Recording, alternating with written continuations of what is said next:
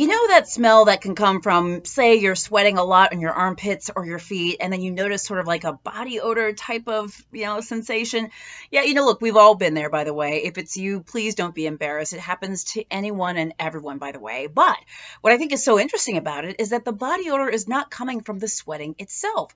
That's right. Sweat is generally, odorless, but it's when the sweat comes in contact with bacteria on our skin that we notice that sort of, that typical body odor smell. Interesting, right? And by the way, if this is you or if you feel like you sweat too much, you're not alone. 1 to 3% of people feel like they sweat a lot. And it's so annoying, and we don't often talk about it enough. So today we're talking about it. That is sweating too much, in particular in the armpits and the feet, and what you can do about it at home and also in the doctor's office. Let's start with the feet, guys. Things you can do at home to kind of minimize sweating at your feet is, first of all, wear some sandals. That's right. Let your feet breathe. Yes, give them some space. Give them some air. And the next thing you can do is whatever shoes you choose to wear, make sure that they are made of a natural material, such as leather, okay? Now, if you're not a fan of leather, that's totally okay, but just find some other natural material that's going to be better in terms of reducing sweating for your feet, all right? Now, the next thing is take off your shoes whenever you can. That's right. Let your feet air out.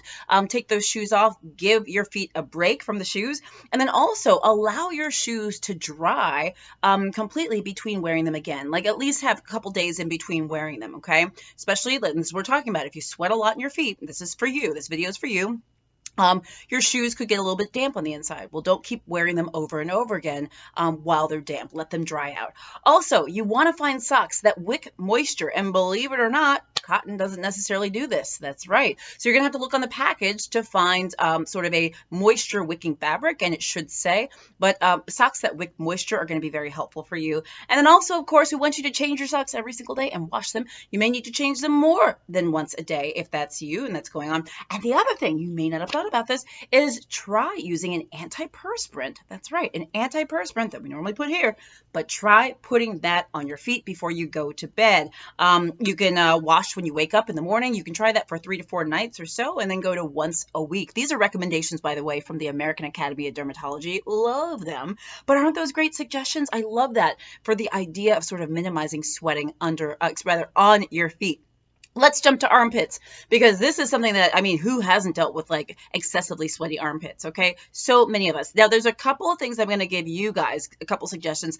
Then I'm going to talk about some medical treatments, prescription and things like that, that your friendly family doc or your beloved dermatologist can help you with, okay? So when it comes to underarms, first of all, you want to make sure you're using an antiperspirant, not just a deodorant.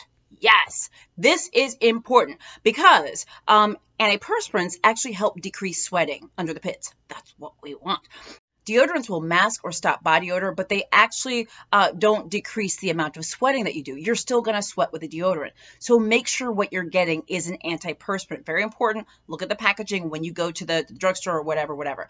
Also, you can actually use your antiperspirant at nighttime and then again in the morning after you bathe. So that can give you some extra protection as well. Also, it might be helpful to know if you have certain triggers, like whether your triggers are stress or anxiety, foods, heat. And by the way, some foods that can cause hyperhidrosis in general, MSG, caffeine, hot sauce, spicy foods, alcohol, things like that. When I say hyperhidrosis, I'm talking about excess sweating. Those are some of the things you can check. And also remember, when you're looking for an antiperspirant, you want to find an antiperspirant with as much of the active ingredient that will help you as possible. So for example, between 10 to 20% aluminum chloride, blah, blah, blah, blah, blah, blah, blah, because oftentimes it says like aluminum chloride, blah, blah, blah, blah, afterwards. If you could try to find an antiperspirant with at least 10 to 20% of that, you're going to be doing pretty A-okay. So make sure that you're not just buying the brand that you're used to, but that you're actually looking at the label to see what's the active ingredient and how much is in there, because that can be very helpful. The last thing I'll say, though, is that, look, you don't need to suffer in silence. If you've got excessively sweaty feet, excessively sweaty armpits, or you're sweating in other parts of your body excessively, which, by the way, that can happen, you need to see your doctor. We might need to screen you for other conditions, underlying conditions. We also might need to prescribe certain things. There are prescription medications for underarm sweating. There are prescription procedures, or rather sort of doctor approved and doctor facilitated treatments. Maybe I'll do a video just on that.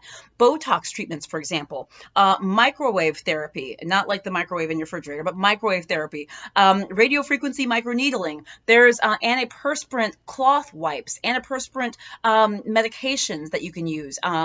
Sometimes there are oral medications we may need to use. There's iontophoresis for hands and feet, surgery, that's a last line, but you get my point, guys, right? Which is that there's a lot of things we can actually do. So, point being here is don't suffer in silence. Guys, I'm Dr. Jen Caudle, practicing family physician, on-air health expert, and video creator. I would love to hear any thoughts you have and any solutions you have tried for sweaty armpits and sweaty feet. Put those in the comments, guys. I'm Dr. Jen. Please share this video with other people, by the way. If you're not subscribed to my channel and click the little bell for updates, please do. Guys, I'll see you soon.